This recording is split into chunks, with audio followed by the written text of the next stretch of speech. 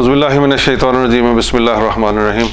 हमारे किसान दोस्तों, अस्सलाम वालेकुम। यूजुअली हम तीन भाई बैठे होते हैं, मगर आज हमारे बड़े भाई हाफिज़ साहब नहीं हैं, उनकी कोई और मसरूफ़ियत थी। तो आज हम दोनों, मैं ताहिर रशीद और आसिफ फ़र्ख जो हैं वो कॉटन क्राइसिस पे हम कुछ हक़ाइक़ आपके सामने रखेंगे और उसको वाइंड अप करेंगे। इस तरह के गवर्नमेंट की पॉलिसीज़ क्या होनी चाहिए, फार्मर्स को जो नुकसान हुआ उसको कैसे ठीक करना है, और ये जो हमारा लोकस्ट वाला जो मामला है उससे जो जितना भी नुकसान हुआ है वो क्यों हुआ और उसका हल क्या था, और अभी भी हम अपनी कॉटन को वापस ला सकते हैं या नहीं। तो इन सारी चीज़ों को हम कोशिश करेंगे वाइंड अप करने की, और इंशाअल्लाह ताला हम वो ऑल टची पॉइंट्स जो हैं जो लोगों के जहन में हैं, हम कोशिश करेंगे उनके जवाब दिए जाएँ। सेशन का आगाज़ हम इसी से करते हैं कि आप अपने एक्सपीरियंस के बेस पे हमें बताएं कि पिछले चंद सालों से पाकिस्तान में कॉटन की प्रोडक्शन इस तरह ज़वाल पजीर क्यों है।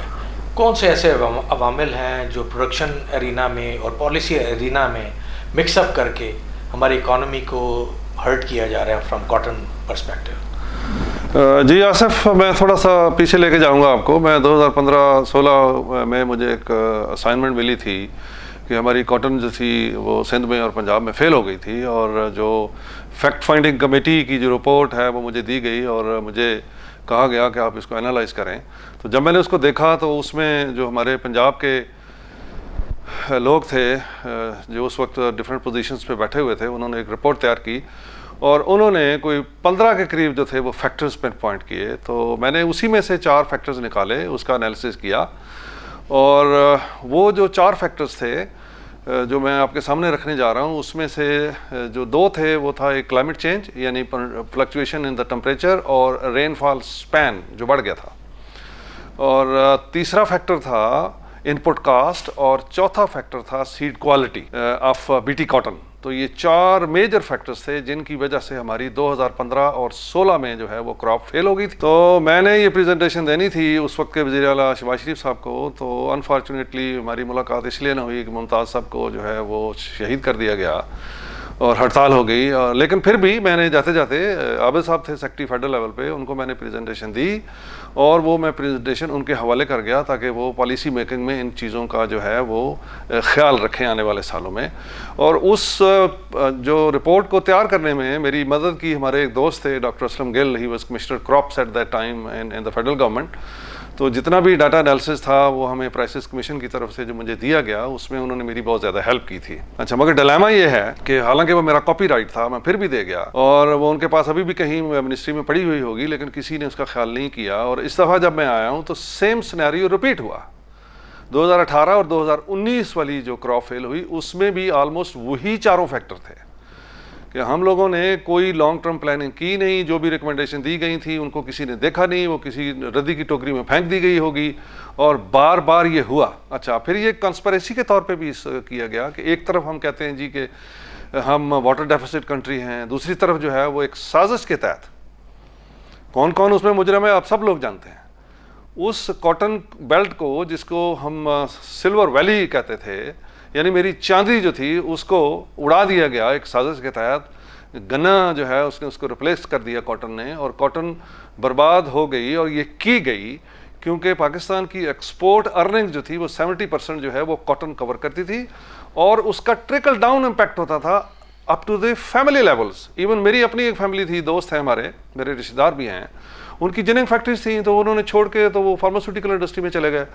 तो वो 4 मेजर फैक्टर मैं दोबारा दोहरा देता हूँ: climate change, temperature fluctuation and rainfall patterns, seed quality, especially the BT cotton, and the input cost. जी आसिफ, अब मैं आपसे कुछ पूछना चाह रहा हूँ कि जो ये सेटबैक आया कॉटन की प्रोडक्शन में, इसको आप किस तरह देखते हैं, यानी in terms of national perspective and in terms of global perspective?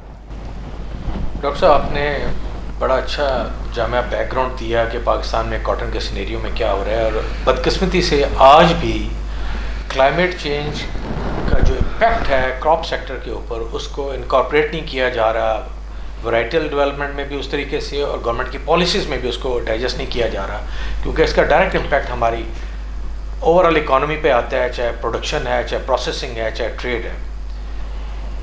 थोड़ा सा डॉक्टर साहब मैं आपको पीछे लेके चलूँगा कि पिछले कई सालों से हमारी कॉटन को जो सेटबैक आ रहा है उसमें चंद अवामिल हैं कि अगर हम अपनी एवरेज यील्ड देखें कॉटन की, एक तो हमारा एरिया सफ़र हुआ है, जैसे आपने शुगर केन कहा कि शुगर केन इंडस्ट्री को पिछले 20 सालों में खुले जानवर की तरह छोड़ दिया, जिस तरफ उसका जी चाहे रुख कर ले, और उसने जाके हमारे कॉटन जोन में बसेरा कर लिया।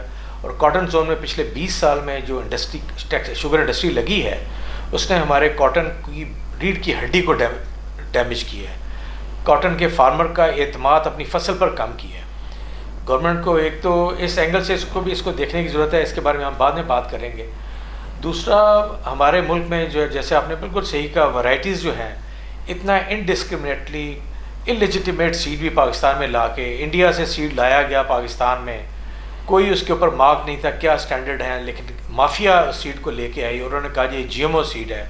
और जिन सालों की आप बात कर रहे हैं उन सालों में ये भी स्टडी हुई थी कि मार्केट में जो सीड मार्केट किया जा रहा है 70-80% सीड तो वो जीएमओ सीड ही नहीं है, लेकिन हमारे फार्मर को लूटा गया जीएमओ के नाम के। और इम्पैक्ट जो शुगर केन का और इन चीज़ों का है, हमारा कॉटन की एकरेज कम होना शुरू होगी। लेकिन बदकिस्मती से एकरेज के साथ साथ अगर हम देखें तो कॉटन की जो पैदावार है पाकिस्तान में, औसत पैदावार जो है हम बहुत सारे ममालिक से नीचे हैं।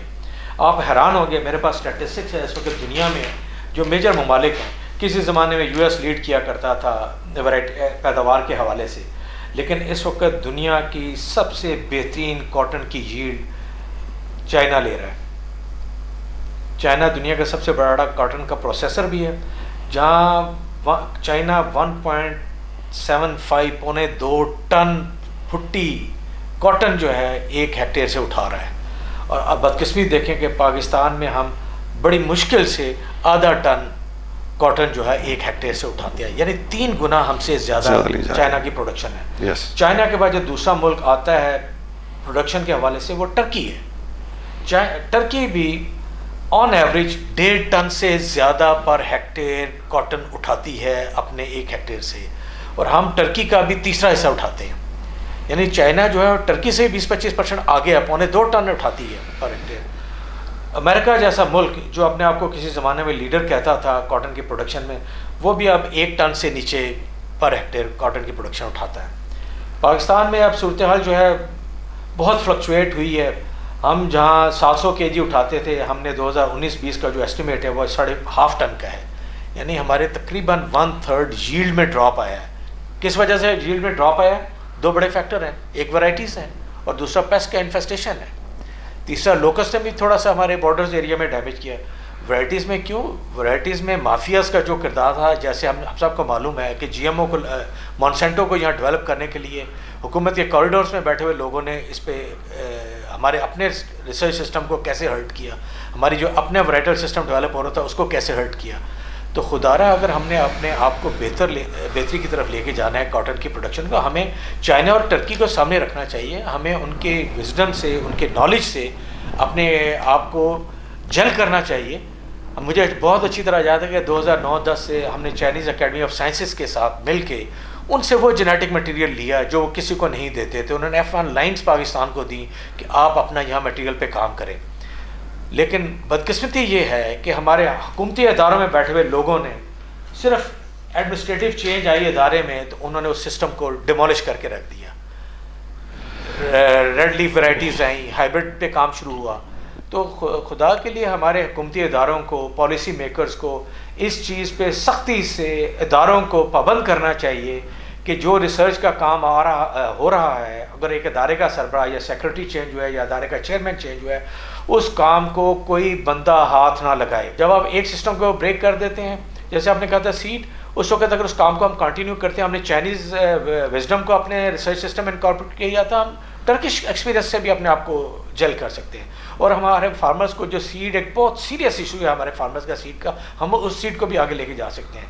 अब मेरे नॉलेज में एक आध प्राइवेट सेक्टर के इदारे हैं जो ट्रिपल जीन जेनेटिक मटेरियल के ऊपर काम कर रहे हैं। डबल जीन उन्होंने लॉन्च कर दिया है, उन्होंने ऐसा मटेरियल भी लॉन्च किया है, और बहुत सारे लोगों को उस मटेरियल को अप्रूव करने में इश्यूज भी थे कि कैसे हो गया है, क्योंकि जो माफियाज हैं, इंटरनेशनल माफिया, जो मॉन्सेंटो जो अब पास में थी और अब नए उसके क्या कहेंगे, बेर शेख आ गया, नए सेठ जो उसमें आ गया पाकिस्तान में जिनके हिस्से हैं, वो चाहते थे कि लोकल रिसर्च जो है और डेवलपमेंट का प्रोसेस रुक जाए।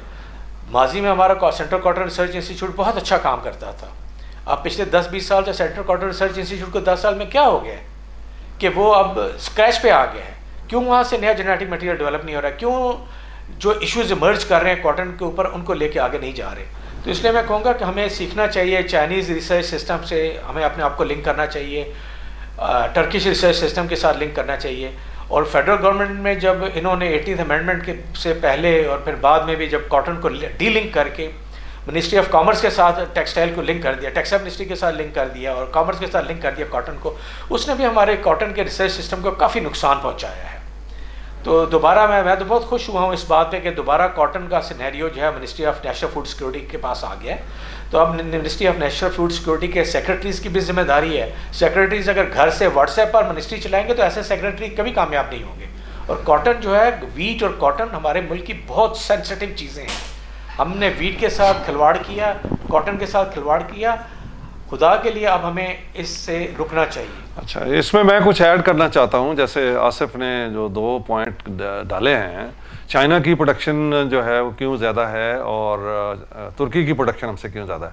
स्पोर्ट प्राइस हमारे बिल्कुल नहीं है, दूसरे मुल्कों में मिलियंस ऑफ डॉलर्स दिए जाते हैं। इसी तरह उन्होंने बीटी कॉटन पे जो है वो रिसर्च की, प्लस वो हाइब्रिड लेके आए। अच्छा, जब हाइब्रिड ख़त्म किया गया तो इस वक्त डिलेमा ये है कि सिंध में अमेरिकन हाइब्रिड जो है वो मुफ्त दिया जा रहा है। इस तरह मुल्क के साथ खेला जाता है। एनीवे, मसाइल बहुत हैं लेकिन हमें एक उम्मीद देनी है। आप थोड़ा सा मुझे ये बताएंगे कि हमारे टेक्सटाइल सेक्टर की क्या डिमांड है और ग्लोबल सिनेरियो में हम कहाँ खड़े हैं और हम इसको कैसे इम्प्रूव कर सकते हैं। मैं अपने किसान भाइयों को ये बताना चाहता हूँ कि पाकिस्तान की फ़ी एकड़ औसत पैदावार इंडिया से कम 40% ज़्यादा है। नेशनल एवरेज जो है 40% ज़्यादा है। इसलिए आप ये ना समझें कि चाहे इंडिया में जो कॉटन वैरायटीज़ लग रही हैं बहुत अच्छी हैं। बहुत सारे लोग गलत तरीके से, गलत सीड, गलत कहीं से मटेरियल मिलता है तो उन्हें GMO लगा के, जैसे अभी डॉक्टर साहब ने सिर्फ का बात की, वो सिर्फ हमारे कॉटन प्रोडक्शन सिस्टम को फ्लीज कर रहे हैं। तो मेरी आप सबसे यही रिक्वेस्ट होगी कि जब आप सीड लें, जो अप्रूव्ड वैरायटीज़ हैं उनका सीड लें, जो अथेंटिक अदारे हैं उनसे आप सीड लें, चाहे वो प्राइवेट सेक्टर हैं चाहे गवर्नमेंट के। डॉक्टर साहब, अभी आपने जो सवाल किया था मैं उसकी तरफ आता हूँ। कॉटन में हमारे ये डायलेमा हो गया है कि पिछले कई सालों से 90s में जब हमारी टेक्सटाइल इंडस्ट्री ग्रो कर रही थी, उस वक्त हम फोर्सी कर रहे थे कि 2000 के बाद, 2005-10 के बाद पाकिस्तान बहुत बड़ा कॉटन का इंपोर्टर होगा। तो उस वक्त हमने काम शुरू किया था। हमने टेक्सटाइल इंडस्ट्री के साथ, टेक्सटाइल इंडस्ट्री हमारी एक्स्ट्रा लॉन्ग स्टेपल कॉटन लाती थी, बहुत महंगी कॉटन होती थी, तो हमने उसको डाइवर्सिफिकेशन में डाला। उस वक्त मैं USDA में काम करता था, तो US के इदारों ने भी अपनी कॉटन को प्रमोट करने के लिए हमने फिर इनके साथ कि आप इतनी महंगी कॉटन के प्रोडक्ट बनाने के लिए ना इस्तेमाल करें, आप नॉर्मल ग्रेड की कॉटन इस्तेमाल करें। उससे हमारी इंडस्ट्री ने डाइवर्सिफिकेशन से बहुत कुछ सीखा, उनकी एफिशिएंसी बहुत बढ़ी। अब सूरत हाल ये आ गई है कि पिछले कई सालों से हर साल हम जो कॉटन प्रोड्यूस कर रहे हैं, मज़ीद उस जो हम, अगर हमने 10 मिलियन बेल प्रोड्यूस किया है तो हमें 4 से 5 मिलियन बेल इंपोर्ट करनी पड़ती है कॉटन, अपनी टेक्सटाइल इंडस्ट्री की रिक्वायरमेंट पूरी करने के लिए। अभी जो ये साल अभी हमारा गुजरा है, तकरीबन 50% हमें लास्ट ईयर जो अभी हमने प्रोड्यूस किया है 6.3 मिलियन 480 पाउंड बेल जो भी हमने प्रोड्यूस किया, उसका 50% हमसे भी ज़्यादा हमें कॉटन इंपोर्ट करनी पड़ रही है। तो मेरी पॉलिसी डिसीजन से वालों से ये रिक्वेस्ट है, खुदा के लिए इस पर तवज्जो दें। हमें अपने कॉटन के प्रोडक्शन सिस्टम को बेहतर करने के लिए बहुत सारे पॉलिसी इनिशिएटिव्स करने की ज़रूरत है। अगला सवाल मेरा आपसे ये होगा कि अब वे फॉरवर्ड क्या है। सारा सिनेरियो देखें, जो एक यतीमों वाला सलूक हुआ कॉटन के साथ, क्या हम उसको रिवाइव कर सकते हैं? What is the way forward? हमारे फार्मर्स क्या करें, हमारी गवर्नमेंट क्या करे, हमारे रिसर्च अदारे क्या करें? इसमें डॉक्टर साहब 2-3 बहुत अहम चीज़ें हैं जो करने वाली हैं। अगर हमारे पॉलिसी बनाने वाले, पॉलिसी को समझने वाले, पॉलिसी को चलाने वाले लोग सीरियस हो जाएं। हमारा ज़िम्मेदार बहुत मासूम है। लोग तो कहते हैं हमारा ज़िम्मेदार इस सिनेरियो में बहुत मासूम है, और वो दिल की गहराई से जब भी उसे किसी नई टेक्नोलॉजी को पता चलता है वो अडॉप्ट करने की कोशिश करता है। अदारे उसके ज़िम्मेदार के साथ धोखा करते हैं। आपने शुरू में बात की थी शुगर केन की। मैं बड़े तहकीक के बाद मैं एक आर्टिकल लिख रहा था शुगर में, जो हमारे मुल्क का क्राइसिस है, तो मैंने उस वक्त बहुत कॉटन के ऊपर भी मेरे बहुत गौर व फिक्र कर रहा था। मैं क्या कहूँगा कि गवर्नमेंट आज एक फ़ैसला करे कि सन 2000 के बाद, 2000 से लेके 2020 तक जितनी शुगर इंडस्ट्री, बल्कि 95 से मैं कहूँगा 95 ऑनवर्ड जितनी शुगर इंडस्ट्री साउदर्न पंजाब में मूव हुई है, इन सब को कहें कि within 2 years you have to pull out of sugar cane zone without ifs and buts, without political liking और डिसलाइकिंग, अक्रॉस द बोर्ड सबको कह दें कि आपने 2022 की शुगर केन की क्रॉप आप क्रश नहीं कर सकते अगर आपकी शुगर मिल जो है कॉटन जोन में लगी है।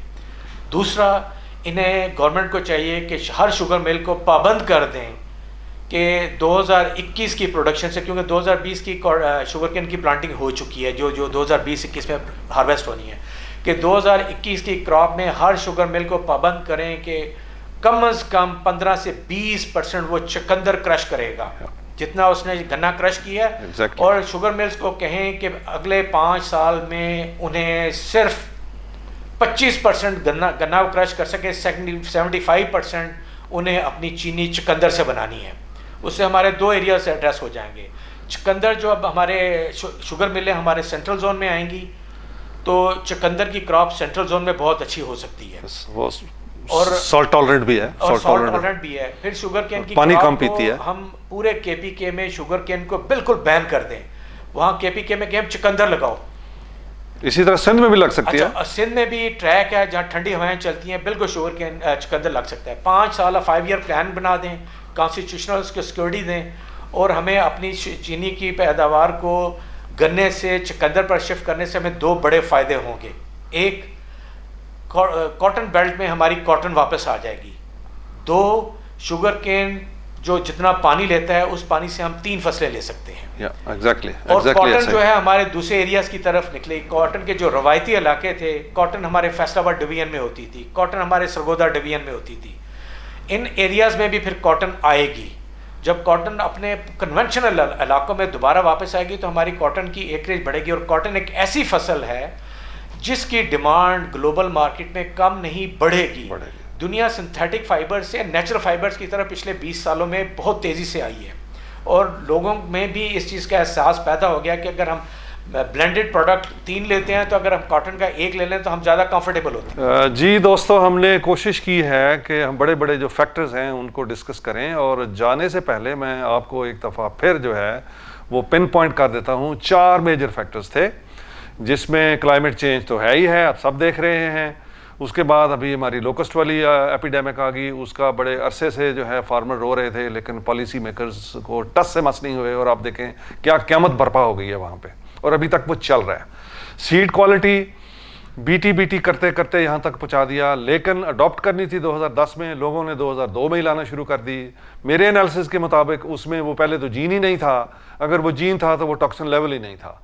तो फॉर गॉड सेक हमारे फार्मर दोस्तों को भी रिक्वेस्ट करूंगा कि आप किसी अथेंटिकेटेड सोर्स से, जो प्राइवेट सेक्टर भी है पाकिस्तान में, उससे या हमारे जो अपने कौमी इदारे हैं उनसे सीड लें। सीड क्वालिटी का प्लीज़ ख्याल करें। और जो अभी आसिफ ने बात की है कि कॉटन वापस आएगी, हाइब्रिड कॉटन इस्लामाबाद में हमने पैदा कर दी, मर्दान में पैदा की, सब दोस्तों को पता है, मैं खुद नहीं मानता था, लेकिन हमारी नज़रों के सामने वो कॉटन हुई। तो हम एक इनकलाब ला सकते हैं। इंडिया में 60% क्लेम हो रहा है कि हाइब्रिड आ रही है, और हमारा वो पूरा प्रोग्राम डिमोलिश कर दिया गया, और अब वही hybrid cotton free seed through the government of Sindh लोगों को दिया जा रहा है। तो मेरा ख्याल है आज हमने पूरी कोशिश की है कि हम जो मुख्तलिफ हमारे फैक्टर्स थे कॉटन प्रोडक्शन पे जो असर हो रहा है उसको कवर करें, और हमारे दोस्तों से ये रिक्वेस्ट है कि आप प्लीज़ अपने सवाल करें और हम उन सवालों के जवाब देंगे। We are with you and we have pinpointed everything. जो ड्रॉबैक्स थी सारा कुछ तो कवर नहीं कर सके, लेकिन हमने मोटी मोटी बातें आपसे की हैं, और मेरा ख्याल है आज हमें इजाज़त दें। अल्लाह हाफिज़।